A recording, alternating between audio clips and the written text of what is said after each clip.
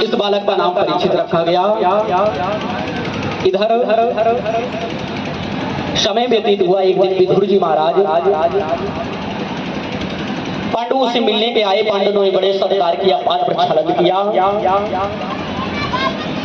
जाकर के विदुर जी ने धृतराष्ट्र से मिले और धृतराष्ट्र से पूछा, भ्राता क्या हाल है, कैसे जीवन व्यतीत हो रहा है। धृतराष्ट्र ने इन पांडवों की भरपूर प्रशंसा की। अरे पांडव तो इतना ख्याल रखते हैं, सुबह उठते ही चरण वंदन करते हैं, भोजन तब ग्रहण करते हैं जब मुझे भोजन करा देते हैं। ऐसी भूरी भूरी प्रशंसा पांडवों की। तो विदुर जी ने कहा, ओह महाराज, जरा सी अगर लज्जा बची हो तुम्हारे अंदर, तुमने क्या कुचक्र नहीं किए हैं, पांडवों को मारने के लिए क्या षड्यंत्र नहीं किए हैं, क्यों कुत्ते की तरह यहाँ इनका भोजन भक्षण कर रहे हो। ऐसा दुत्कारा धृतराष्ट्र। तो धृतराष्ट्र ने कहा, क्या करूं भैया। विदुर जी ने कहा, मेरे साथ चलो। रात ही रात गांधारी और धृतराष्ट्र को विदुर जी ले जाकर के वन में ले गए। वहां भगवान की चरण वंदना करते हुए, भजन करते हुए धृतराष्ट्र और गांधारी भगवान के धाम को प्रस्थान कर गए। इधर पांडवों ने दूतों को जगह जगह भेजा, बहुत ढूंढवाया, लेकिन धृतराष्ट्र जी का कोई पता नहीं चला। पांडवों को बड़ा शोक हुआ, पता नहीं मैंने क्या बात कह दी, दाऊ जी को क्या खराब लग गया। देखो महाराज, पांडव कितने दयालु हैं, कितने संस्कारवान हैं। लोग अपने पिता का शुद्ध पालन नहीं कर पाते हैं। ये तो उस ताऊ का, उस ताई का जीवन यापन कर रहे हैं। इतना सुंदरता से, इसने अच्छे संस्कार, इतने अच्छे संस्कारों से रखते हैं, जिसने इनको मारने के लिए ना जाने क्या क्या षड्यंत्र रचे। तो बहुत ढूंढवाया, नहीं मिला। तब नारद जी ने आकर के गंधर्व के साथ बताया, युधिष्ठिर परेशान मत हो। महाराज धृतराष्ट्र बहुत अच्छे वातावरण में आपके काका विदुर जी के साथ में जीवन यापन कर रहे हैं, भगवान की भक्ति कर रहे हैं, आप परेशान ना हो। इधर पांडवों ने महाराज परीक्षित का राज्याभिषेक किया और समस्त पांडव द्रौपदी सहित हिमालय की यात्रा पर निकल गए। हिमालय में भगवान का भजन करते करते परमात्मा के धाम को प्रस्थान कर गए। इधर परीक्षित जब से राजा बने, परीक्षित अपने अग्रजों की, अपने दादा दिखाए हुए संस्कारों पर, दिखाए हुए रास्ते पर चल करके राज्य चला रहे हैं। एक दिन परीक्षित ने विचार किया, अपने मंत्रियों के साथ नगर में प्रवेश किया। आओ देखें, विचार करें, देखें जनता किस प्रकार से अपना जीवन यापन कर रही है।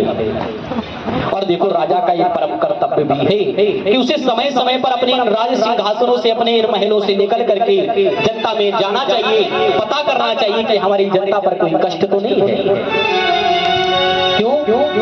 क्योंकि जो राजा अपनी प्रजा का सही प्रकार से पालन नहीं कर पाता है, उनकी व्यवस्थाएं नहीं कर पाता है, उस राजा को भी दंड का अधिकारी होना पड़ता है महाराज। चाहे वो तुम गांव के चाहे सचिव हो, चाहे तुम घर के मुखिया ही क्यों ना हो, जिस पद पर बैठे हो, जिसकी जिम्मेदारी ली है, उसको भली भांति आपको पूर्ण करना पड़ेगा महाराज। ये पद की शोभा तो बड़ी अच्छी लगती है, लेकिन पद के दायित्व को निभाना, इसके कर्तव्य को पूर्ण कर पाना बड़ा कठिन है महाराज। बनकर के तुम घर के मुखिया बैठ गए हो, संतानें भूखों मर रही है, तो इसका गृहस्थ का दोष भी लगेगा महाराज। गांव के प्रधान बन गए हो, जनता परेशान है। हालांकि हर व्यक्ति हर इच्छाएं नहीं पूर्ण कर सकता, लेकिन जो कर्तव्य है उस कर्तव्य पर तुम ही खरा उतरना चाहिए। प्रधानमंत्री हो तो प्रधानमंत्री के दायित्व को निभाओ, धर्म की स्थापना करो। लेकिन आजकल तो जो नेता देखो धर्मनिरपेक्ष बना घूमता है, इसीलिए धर्म का ह्रास हो रहा है महाराज। तो परीक्षित मंत्रियों सहित नगर में प्रवेश किया। जाकर देख रहे हैं चारों तरफ खुशहाली है, लेकिन बड़ा ही एक अजीब वातावरण देखा कि एक गाय है और गाय रो रही है, इतना भयानक चीत्कार लगा रही है। उसके साथ में एक छोटा सा बछड़ा है जिसके 3 चरण टूटे हुए महाराज, और उसके पीछे एक बड़ा ही भयंकर काले स्वरूप का मनुष्य है जो डंडा लेकर के उस गाय को प्रताड़ित कर रहा है महाराज। इस दृश्य को देख करके महाराज इतना व्यथित हुए जाकर के उस मानव को फटकार लगाइए, दुष्ट तेरी हिम्मत कैसे हुई, मेरी राज्य में गौर ब्राह्मणों का सम्मान किया जाता है, आदर किया जाता है, तो वो उस गाय को प्रताड़ित कर रहे हो। मेरे परमात्मा ने, जिस गोविंद ने गौओं की रक्षा के लिए अवतार लिया, जिसके कारण इनका नाम गोपाल गोविंद पड़ा, उसी गाय को तो प्रताड़ित कर रहा है। परीक्षित ने पूछा, ही देवी कौन हो? उस बछड़े से पूछा, आप कौन है? आपके 3 चरण किस प्रकार टूट गए हैं? मुझे तो लगता है आपके चरण टूटे हैं इसी प्रकार, इसीलिए आप कष्ट में हो, इसीलिए आप रो रहे हो। तो उस बछड़े ने कहा, मेरे ये चरण क्यों टूट गए? मैं इसका दोष किसको दूं, किसको कहूं किसने मेरे चरण तोड़े हैं? कोई कहता है कर्मों का भोग है, कोई कहता है ग्रहों की स्थितियां हैं, कोई कहता है परमात्मा जो चाहता है होता है, मैं किसको किसका दोष दूं? काल की गति बड़ी भयानक है महाराज। ओहो, परीक्षित जैसे ज्ञानी राजा ने समझ लिया ये कोई साधारण नहीं है,